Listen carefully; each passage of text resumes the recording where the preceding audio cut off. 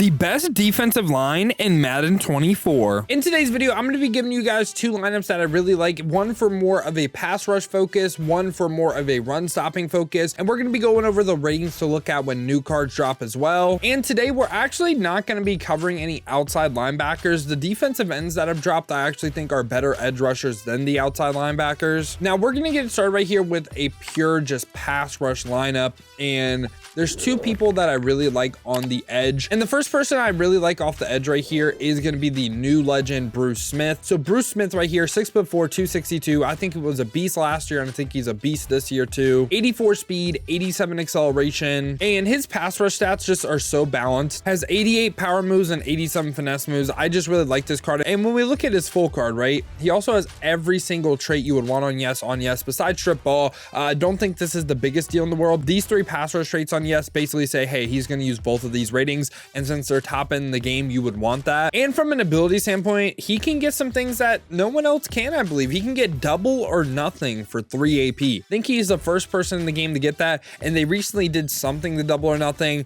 This might be overpowered or it might suck. I don't know. I have not used it yet. He literally came out as I'm recording. So this is something we can come back to. Also can get like unpredictable. I think a fine AP strategy right now, because pick artists sometimes still drops picks. If you want to go ahead and run 3 unpredictables on your defensive line, I don't see a problem with it, but that's why Bruce Smith is coming in at our first edge rusher right here. Now we're going to go to the other side of the ball right here at left end, and this is going to be our second edge rusher, and that is going to go ahead and be Jevon Curse. This card right here is a major problem, and so is Bruce Smith, but the reason he's a problem, 84 speed, 89 acceleration, like we can compare him to Aiden Hutchinson too, and you see how they're both 87s, and he just like beats Aiden Hutchinson in almost every single rating that matters. Jevon Curse as well, 80 power moves, 88 finesse moves though. What you're going to notice though too, some people don't pay attention to their offensive line, and so many offensive linemen right now have low pass block finesse. And when you go up against someone like a Jevon Curse, like a Bruce Smith, that is really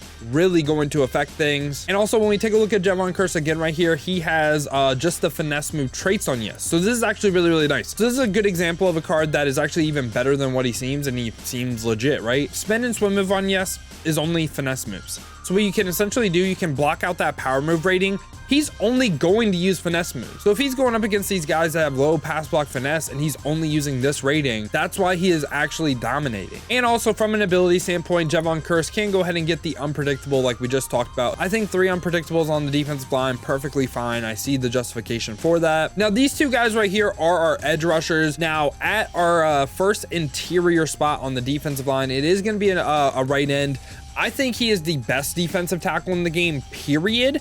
That is going to be Aaron Donald. I know he's a right end. I would play him at defensive tackle. Like I said, though, I think he is the best defensive tackle in the game. So he's 6'1", 280, 83 speed, 78 acceleration. Not the like top end physical stats, like 83 speed for defensive tackle. Like that's still insane. Are you kidding me? Has 86 power moves, 85 finesse moves. And this is another card with every single trait on yes. He is trait glitch. Has some of the best balance in the game of power moves and finesse moves. I think he just plays absolutely amazing. I love this Aaron Donald card, and for me, like I said, he is still very much top end, best in the game. And yeah, like I said, I would just play him on the interior, and obviously since he's a core elite, does not get any abilities. We're gonna go to the interior right here again. This is defensive tackle too. Like if you just have a 3 down lineman set, I would start Aaron Donald over this card, and that might seem crazy to some people, but I really like this Aaron Donald card. The last person though, we're gonna be covering 4 defensive linemen because you get a lot of 4 down lineman sets, right? And that's going to be Warren Sapp.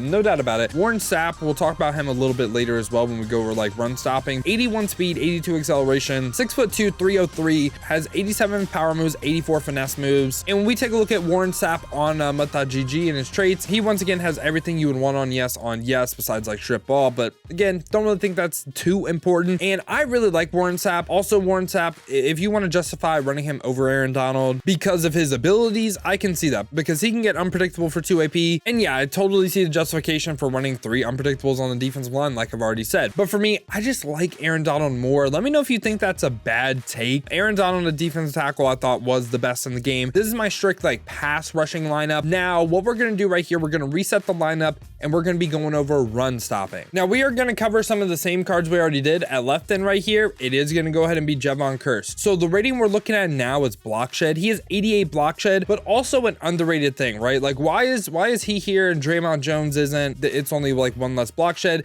And I think Draymond Jones has him beat a little bit on impact blocking and strength, which does impact the run game. The reason why Javon Curse is also so good in the run game is the 84 speed, 89 acceleration. So not only can he defeat the blocks, he can go ahead and make plays in the backfield, and that's what I think is really valuable. Doesn't really have the weight, I guess I would say. I think once again that he is someone that on the edge can make a ton of plays. Also, if you're looking for a little budget option, Sam Hubbard right here has some of the highest block shed in the game with 88. He just isn't as good physical stats wise as Javon Curse. So again, Javon Curse is going to be my left end. I think he just is overall the best. And at right end right here, don't want to make any surprises, but it is going to be Bruce Smith once again. So we compare to Bruce Smith to like everyone, right? Let's compare him to say Aaron Donald. Bruce Smith on the edge compared to Aaron Donald. He beats him in speed, beats him in acceleration, beats him in strength. That 91 strength is actually kind of nuts. I believe that's like some of the highest in the game. He has more strength than Leonard Williams. Also, he has 88 block shed, which again,